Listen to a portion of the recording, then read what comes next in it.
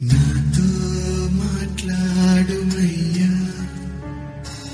నన్ను దర్శించుమయ్యా. మన ప్రభువైన రక్షకుడైన యేసుక్రీస్తు పరిశుద్ధ నామములో మీ అందరికీ శుభములు తెలియచేయుచున్నాను. మీరందరూ ప్రభు యొక్క కృపను బట్టి క్షేమంగా ఉన్నారని ఆశిస్తూ ఉన్నాను.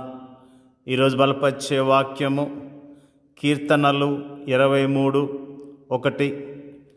యెహోవా నా కాపరి, నాకు లేమి కలగదు. కాపరి కీర్తన దావీదు రచించిన కీర్తన. ఈ కీర్తనలో ఉన్న మాటలు మనల్ని ఎంతగానో ఆదరించేవిగా ఉన్నాయి, మనల్ని ఎంతగానో ధైర్యపరిచేవిగా ఉన్నాయి. దేవుడు మన కాపరిగా, మనం ఆయన గొర్రెలుగా ఉండే భాగ్యాన్ని దేవుడు మనకు అనుగ్రహించి ఉన్నాడు. 23వ కీర్తన గురించి ఒక భక్తుడు రాస్తూ, ఈ కీర్తన అత్యంత ప్రియమైనదే కానీ విశ్వాసుల విశ్వాసానికి నోచుకొనిదని వ్యాఖ్యానించాడు. ఇందులో కొంత సత్యం ఉందనిపిస్తుంది. కీర్తనలో రాయబడిన కాపరి తన ప్రజల పక్షముగా నిత్య నిబంధన నెరవేర్చే యెహోవా. వేరే మాటల్లో చెప్పాలంటే ఆయన తన ప్రజలకు దూరముగా ఉంటూ వారి కష్టాలు పట్టించుకొని దేవుడు కాడు, కానీ ఆయన ఎల్లప్పుడూ వారికి సమీపముగా ఉంటూ వారి కష్ట సుఖాలు పట్టించుకుంటూ నిరంతరము వారికి సహాయం చేసే దేవుడు. యెహోవా తన గొర్రెల అవస్థతను తీర్చే కాపరి. ఆయన వారికి ఎలాంటి లోటు రాకుండా చూచే కాపరి. యెహోవా ఈరే అనే మాటకు చూచుకునే దేవుడని భావము. అంతేకాదు, ఆయన తాత్కాలికముగా చూసుకునే దేవుడు కాదు, కానీ శాశ్వతముగా చూసుకునే దేవుడు. ఆయన మానవులకు మాత్రమే కాదు, ఆకాశ పక్షులకు కూడా అలానే చేస్తాడు. ఆయన సాధారణ అవసరతలు మాత్రం తీర్చే దేవుడు కాదు, కానీ ప్రత్యేక అవసరతలను కూడా తీర్చే దేవుడు. ఆయన పాపపు బలియాగమునకు గొర్రెపిల్లను సమకూర్చాడు. మన కాపరి మన అవసరతలన్నీ తీర్చాడు. ఇప్పటి అవసరతలను, నిత్యత్వపు అవసరతలను కూడా. ఈ లోకంలోనూ పరలోకంలో కూడా మనకు ఏ మేలును కొదువై ఉండదు. ఈ కీర్తనకు ముందున్న 22వ కీర్తన యేసుక్రీస్తు ప్రభువారు బలియాగం గురించి మనకు తెలుపుతున్నది. ఈ కీర్తనకు తర్వాత ఉన్న 24వ కీర్తన 1000 ఏళ్ల పరిపాలనలో ఆయన రారాజుగా పరిపాలించడానికి గురించి మనకు తెలుపుతుంది.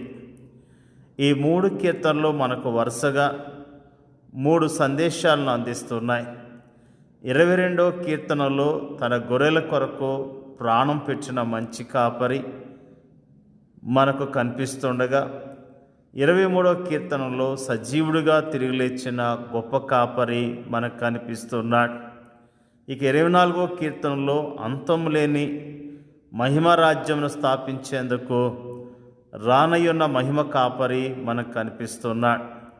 ఈ కాపరి మనకు అన్ని విషయాల్లో చాలినవాడు, సమృద్ధి అయినవాడు. అలాంటి కాపరి మనకుంటే ఇక మనకేం కావాలి? దేవుని యొక్క వాక్యంలో మనము కాపరి గురించి జ్ఞాపకం చేసుకుంటూ ఉన్నాం. కాపరి మన గురించి ఎంత ప్రత్యేకమైన శ్రద్ధ కలిగి ఉన్నాడో ఆ విషయాన్ని ఈ రోజున మనము జ్ఞాపకం చేసుకున్నాం. ప్రేమైన దేవుని యొక్క ప్రజలారా, నిజంగా కాపరి యొక్క విలువను గుర్తిస్తున్నావా? కాపరి ప్రతిదినము మనకు సహాయం చేస్తున్నాడు, ప్రతిదినము మనల్ని ఆదరిస్తున్నాడు, ప్రతిదినము పచ్చిగల చోట్ల నడిపిస్తూ ఉన్నాడు, శాంతిని సమాధానమిచ్చి నడిపిస్తూ ఉన్నాడు. మంచి కాపరిని మనం కలిగి ఉన్నామన్న విషయాన్ని జ్ఞాపకం చేసుకొని కాపరి అయిన దేవుని పట్ల అత్యంత విశ్వాస్యత చూపిస్తూ ఆయన కొరకు మనము జీవించవలసిన వారమై ఉన్నాం.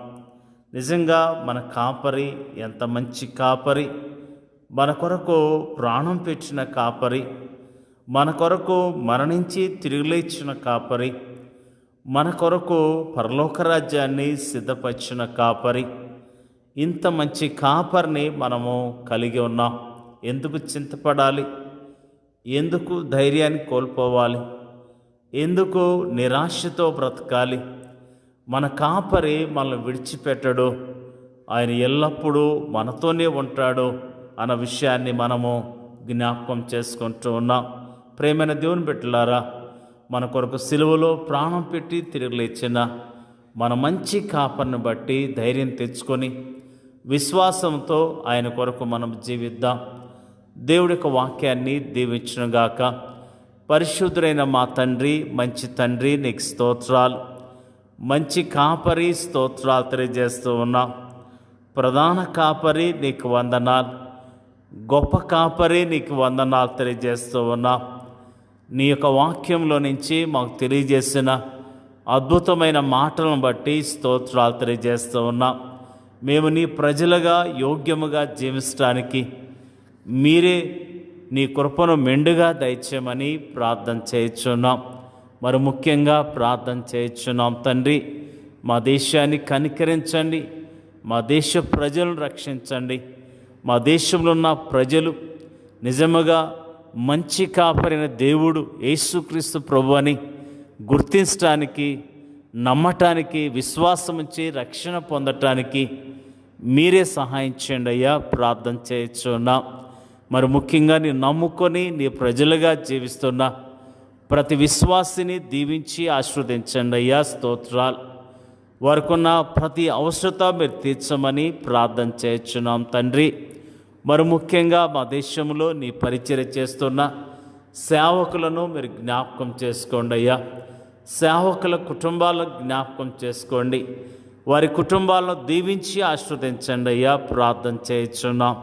సేవకులు ప్రభువా మరి ఆయా ప్రాంతాల్లో మా దేశంలో పరిచర్య చేస్తుండగా మరి క్షేమం దయచేయండి అయ్యా. ప్రార్థన చేయుచున్నాం.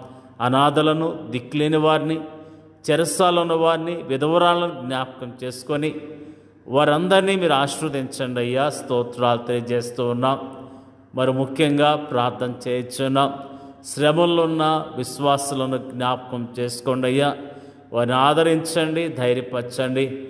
విశ్వాసములో స్థిరముగా ఉండటానికి, మంచి సాక్ష్యము కలిగి నీ కొరకు జీవించడానికి మీరే సహాయం చేయండి అయ్యా. ప్రార్థన చేయుచున్నాం. మా దేశాన్ని, మా దేశ ప్రజలను రక్షించి కాపాడమని యేసుక్రీస్తు పరిశుద్ధమైన నామంలో అడిగి వేడుకొంచున్నాం తండ్రి. ఆమేన్.